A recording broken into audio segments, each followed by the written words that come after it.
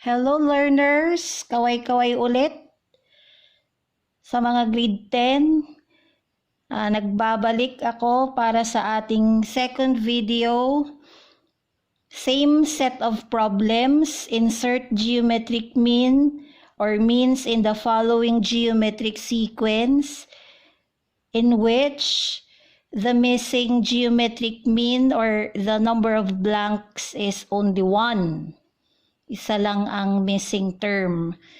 Okay, pero this time, ituturo ko ang another way of finding the second term of the given sequence or finding the geometric mean of the given sequence. Sa first video natin, kung napanood ninyo, nag-focus tayo sa general formula ng geometric sequence. Yun yung a sub n equals a sub 1 times r raised to n minus 1. So sa mga hindi nakapanood ng first video, pwede ninyong panoorin. Okay, this time, gagamitin natin ang another formula which is b equals positive or negative square root of AC, where A, B, and C are the terms of a geometric sequence. What does A stand for? A stands for the first term of the GS or the geometric sequence.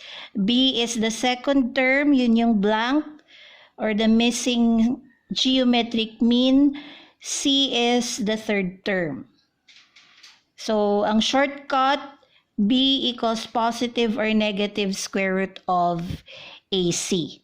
Okay, let's solve for number 1. The given sequence is negative 3, blank, negative 108. Negative 3 is A, blank is B, negative 108 is C. We're solving for B. Let's apply the formula. B equals positive or negative square root of AC. So B equals, let's plug in A and C, negative 3 times negative 108. B equals positive, negative. What's negative 3 times negative 108? Multiplying two negative numbers will result to a positive product. So what's 3 times 108? It's equal to 324. Or, pwede rin ika-cancel out ko na yung negative kasi positive yung product. Ang gagawin ko, for example, ayaw kong mag-multiply at hindi rin allowed ang calculator, ika-copy ko ang 3, tapos itatry kong i-expand ang 108, yung second factor. So since pag nag-extract ka ng square root of product of two identical numbers, ang nagiging square root ay yung isang factor lang, at na-tackle ko yun dun sa first video. May isa na akong 3 dito, i-check mo kung itong 108 ay divisible by 3 o may factor ba siyang 3. Yes. If you add the digits 1 plus 0 plus 8, it's equal to 9. Divisibility rule by 3, elementary. If the sum of the digits is a multiple of 3, then the number is divisible by 3. So meron nga siyang factor na 3. And 108 divided by 3 is 36. So if you want to check 3 times 36, it's 108. So B equals positive, negative, 3 times 3 times 36.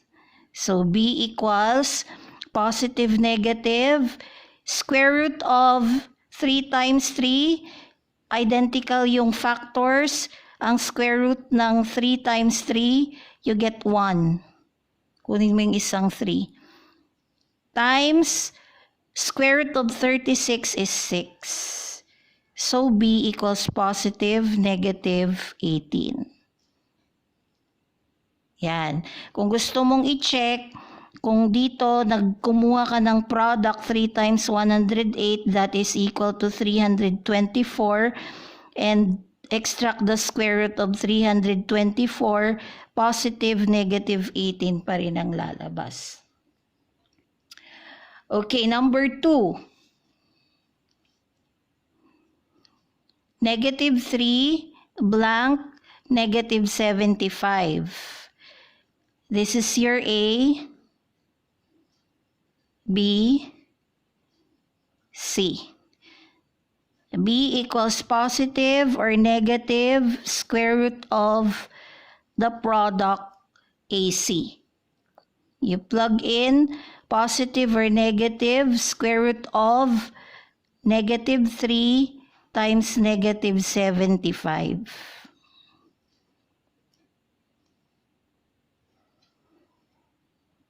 So B equals positive, negative. Again, product of two negative numbers is positive. Tutularan ko yung procedure ko kanina. I have 3. Ika-copy ko to. Then, try to expand 75 into factors, wherein one of its factors is also 3 para may kapares ito. So, check the divisibility rule of 75. Is it divisibility rule of 3? 7 plus 5 is 12, and 12 is a multiple of 3. Therefore, 75 has a factor of 3. At ang cofactor ng 3 is 25. Because 3 times 25 is 75. So let's extract the square root. Square root of 3 and 3, product of 3 and of 2 3s, you take 1, 1 3, tapos square root naman of 25 is 5. You multiply positive or negative 15.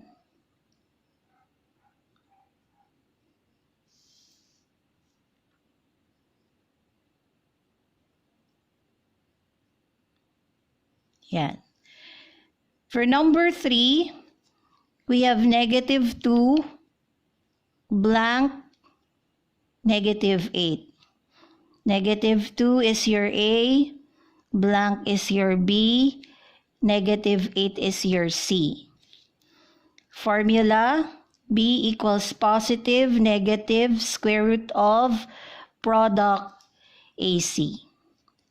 You plug in A and C, positive, negative, square root of negative 2 times negative 8. Ito pwede tayong mag-multiply kasi maliit lang ang product. Manageables. It's positive 16. And square root of 16 is positive negative 4. So yan na yung answer. Positive, negative 4. For number 4, we have negative 1, blank, negative 4. Negative 1 is your A, blank is your B, negative 4 is your C. Let's apply the formula. B equals positive, negative, square root of the product AC. Plug in the values of A and C, negative 1 times negative 4. Let's multiply, kasi maliit lang ang product. It's positive 4. Extract the square root. Square root of 4 equals positive negative 2. So, mas mabilis ito kaysa sa method number 1 dun sa first video. Number 5, 2 blank 18.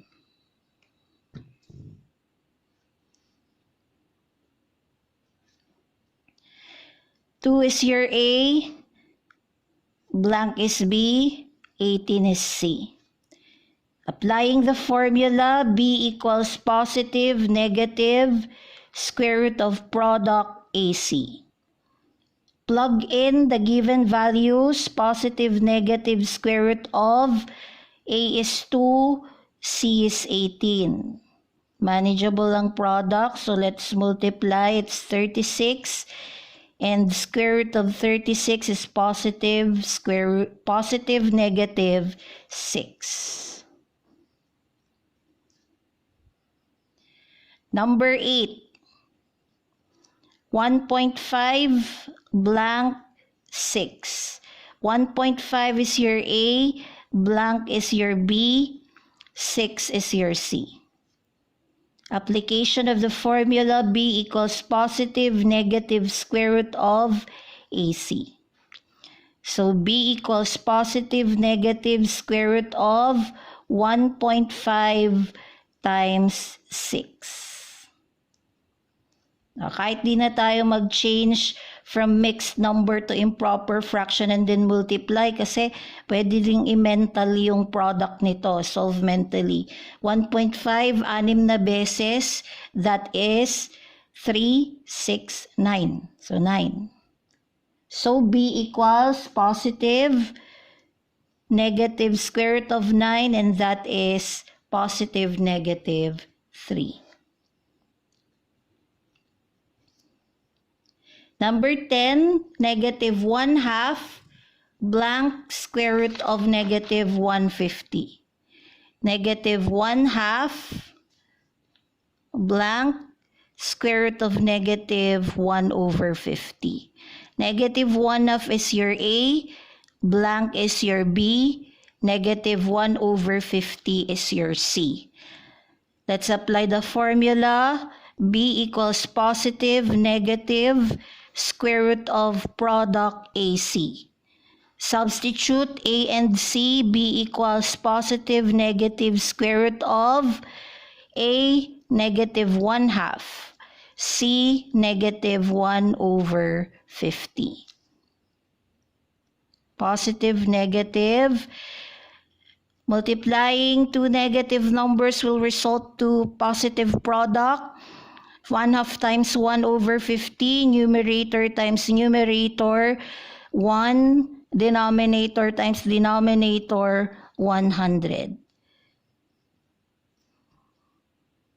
Square root of 1 is 1. Let's rewrite this as 1/10 squared. Yan. So B equals positive, negative 1/10. Square root of 1/100 is equal to positive, negative 1/10. Positive, negative 1/10. And for the last problem, we have negative 25/8 blank negative 32/25. Negative 25/8 blank negative 32/25. Your A is negative 25/8, blank is B, C is negative 32/25. Apply the formula, B equals positive, negative, square root of product AC. Substitute the given values, positive, negative, square root of negative 25/8 times negative 32/25.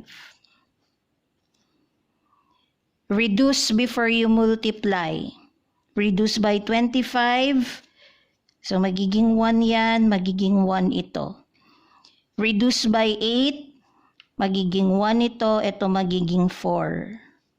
Multiplying two negative numbers results to a positive answer.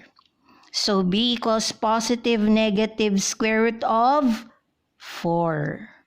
And that is equal to positive negative 2. Yan. So compared to method number 1, based on the first video, mas mabilis ito, mas simple. Kaya lang merong limitation itong formula na ito. Ito ay pwede mo lamang i-apply kapag ang i-insert mong geometric mean ay isa lang.